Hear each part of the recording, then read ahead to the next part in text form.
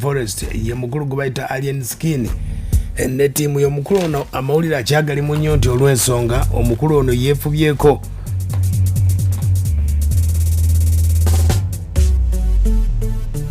okuba ate nga atereeza obanga okomyawo abayimbi abakadde abasobola okuba ate nga baatugwako mu ndongo eno. Alien Skin omuyimbi gwe bayita Jamie Culture amukwasiza alina oluyimba lugenda fuluma anytime soon ogenda kuba ate nga oluwulira. Waliwo oluyimba lwagenda okukola ne Angela Katatumba, waliwo olwa Dana Nalubega mwaluwulidde, olwa Rocky Giant ne lwasembyeyo ndabye olwa mulenzi gwe bayita omukulu gwe bayita Jazemaba. Wadde byonna bikyali awo, waliwo omukyala bamuyita Leila Kayondo, emboozi ye badde ekyagenda mu maaso era mu mboozi ye omukyala ono yavuddeyo n'ategeeza nti bye mugamba nti munyumirwa enno endongo ya Alien Skin. Ye bannayuganda yagambye ye temunyumirako wadde n'akamu. Kati we bijjidde omukyala ono gwe kuba ate nga ategeezezza n'amawulire okutubuulira olugendo lwabadde lutya nanti babuukira etokota ate Alien yaliko amasannyalaze ennaku zino. Kati omukyala ono kwe kubuukira era eggulira alyetaaza ensonga yiino. Munayenze nyimbira ku pesi yange tewali yantuma kuyimba nazuuka buzuukusi ne ngamba kanyimba. So that means wenjagalira wenreleasingira abafani babeerayo naawe babeerayo ate miziki wange nze mukola si wagganga nti nagenda kuggwako guno omwaka mubeera neze nakuba emyaka ng'etaano era zikola nze nziraba nga zikyakola.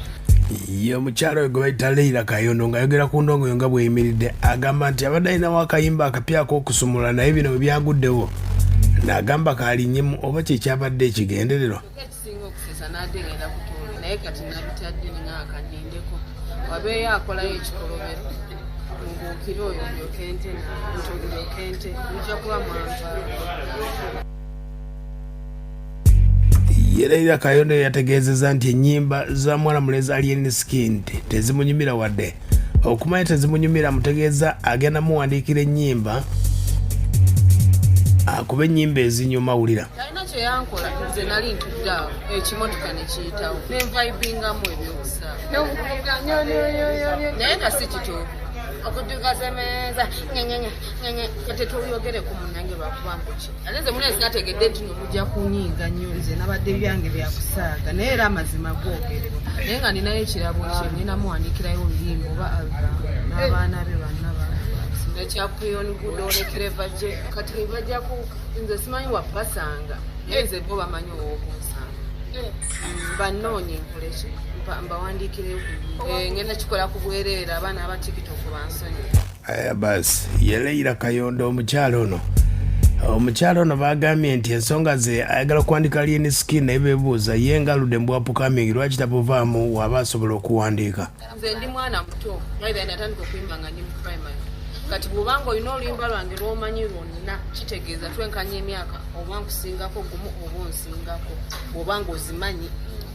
Nze natandika okuyimba nga ndi mwana muto so mwabampalira emyaka mbona mukadde kati bagamba nti amaaso g'omukulu awaddugala kakitegeeza muwulirize namukadde nze ategeera temunaakutegeera nze nababulira myaka gyange kubanga mukwano kunsaba waffe kunnyanja. Ye mukyalo oyo gwe bayita Leila Kayondo ensonga ze wazitambuza era mu nsonga zonna weezoogedde bangi bavudde ne bategeeza nti temumunenya bigambo ebyo ayinza okuba yeetaagamu ka rehab embeera esobola okuba ate ng'eterera ayinza okuba oba ebiragalalagala byakozesa byemutuusizaawo ye yakyogeddeko bw'ati.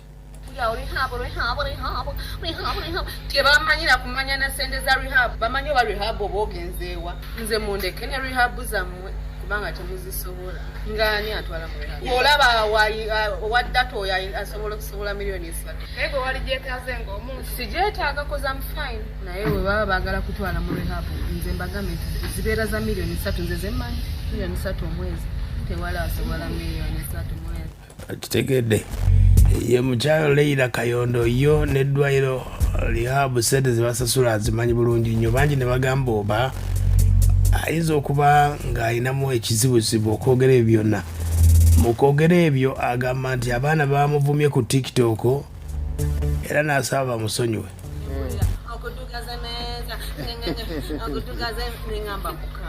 kati ne muna inezao neneba mama ngero zukuka ngesimu yange vuga engamba kiki kino ngenda gambye musonyi mwe mwakubye nnyo nammwe baana mmwe ne muvumu omwana omuto bw'ati ali nsikini muto kutegeeza nti woba wakatandika okuyimba kitegeeza nti wakazaali waliwo liriwo enjagala lwesimanyi lockdown yonzijokeza enabikole naye tokola lockdown tonzijokeza lockdown omwana omuto maze wiiki seebaaka muli kunze